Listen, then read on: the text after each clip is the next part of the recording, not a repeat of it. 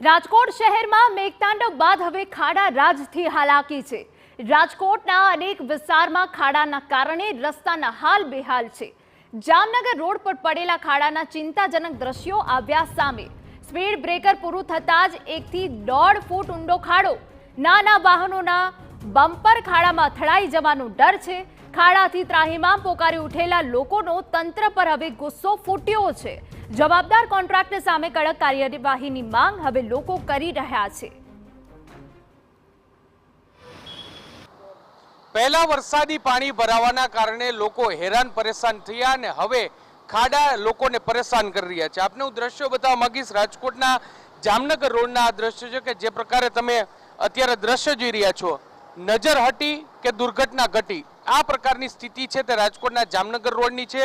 અહીં એક તરફ સ્પીડ બ્રેકર આવેલું છે અને આ સ્પીડ બ્રેકરમાં જો તમારું જરા પણ ધ્યાન ન હોય તો તુરંત જ તમે અકસ્માતનો ભોગ બનો તે પ્રકારની સ્થિતિ છે તે જોવા મળે છે। કારણ કે 1.5-2 ફૂટ ઊંડા ખાડા છે તે અહીં રાખવામાં આવી છે, જેને કારણે નાના વાહન ચાલકો છે તેને ભારે હાલાકી છે તે પડી રહી છે। આપણે વાહન ચાલક છે તેની સાથે વાત કરવાનો પ્રયત્ન કરીશું। શું કહેશો, કેવા ખાડા છે, કેટલી મુશ્કેલી? રાજકોટની હાલત જ ખરાબ છે ભાઈ। રાજકોટથી દેવભૂમિ દ્વારકા સુધી બધે ખરાબ જ છે રસ્તા।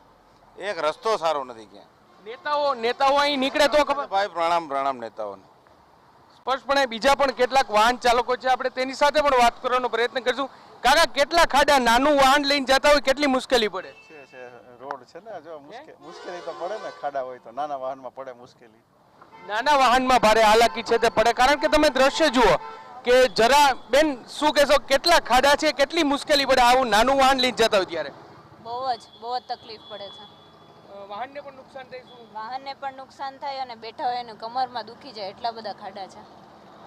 સ્પષ્ટપણે અહીં દ્રશ્યો છે તે ખૂબ જ ચોંકાવનારા છે, કારણ કે જો તમે જે પણ વાહન અહીંથી પસાર થઈ રહ્યું છે તે વાહનને સીધું જ નુકસાન છે તે થઈ રહ્યું છે। કારણ કે સ્પીડ બ્રેકર પૂરું થતાની સાથે જ 1-2 ફૂટ ઊંડા ખાડા છે ને, જે વાહન ચાલકોને ભારે હાલાકી છે તે પડી શકે છે। કેટલા આ ખાડા છે, કેટલું વાહનને કેટલું નુકસાન થાય, કેટલી મુશ્કેલી પડે, શું કહેશો તમે?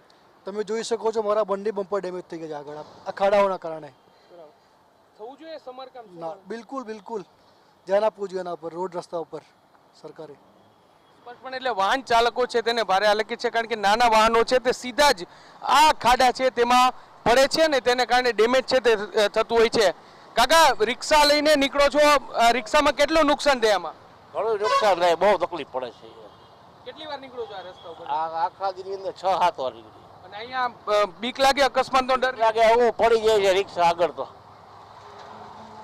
એટલે વાહન ચાલકો છે અકસ્માતનો પણ ડર રહે છે ને, જે પ્રકારના ખાડાઓ છે, મોટા વાહનો છે તેને જો મુશ્કેલી પડતી હોય તો તમે સમજી શકો કે નાના વાહન, કારણ કે સ્પીડ બ્રેકર પૂરું થાય અને ત્યાં જ આ જે મોટા ખાડાઓ છે તે પડ્યા છે ને તેને કારણે ભારે હાલાકી છે તે પડે છે। કારણ કે મોટાભાગની કારના બમ્પર છે તે આ જે ખાડાઓ છે તેમાં અડી જાય છે ને તેને કારણે કારને મોટું નુકસાન છે તે થાય છે। નજર હટી કે દુર્ઘટના ઘટી તે પ્રકારનો ઘાટ છે તે રાજકોટની માધાપર ચોકડી પર છે। અને ખાસ કરીને જ્યારે વરસાદ પડે, પાણી ભરાય ત્યારે આ જે સ્થળ છે તેની હાલત છે તે વધારે ખરાબ છે તે થઈ જતી હોય છે।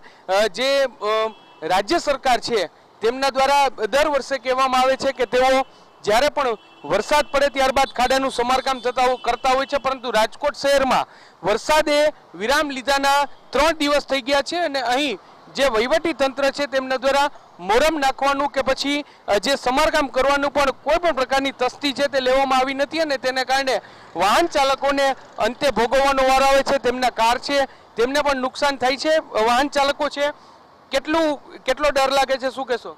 ગાડીમાં નીચે ચેમ્બર અડી જાય છે એટલે ચેમ્બર તૂટી જવાની, એન્જિનને ડેમેજ થવાની બહુ ચાન્સીસ છે। રસ્તો બહુ ખરાબ છે। આ સરકારે ખરેખર કંઈક વિચારવું જોઈએ આના માટે। સરકાર એમ કે વરસાદ રહી જાય એટલે અમે તરત ખાડા છે તે બુરી દેશું એવું કે છે, પ્રોપર વર્ક જ નથી કર્યું। ડામર અને જે કોન્ક્રીટનું જે પ્રોપર મિક્સચર હોવું જોઈએ એ જ નથી એમાં। જે ડામરનું ક્વોલિટી હોવી જોઈએ એ જ ક્વોલિટી મેન્ટેન નથી થતી ગવર્મેન્ટ દ્વારા।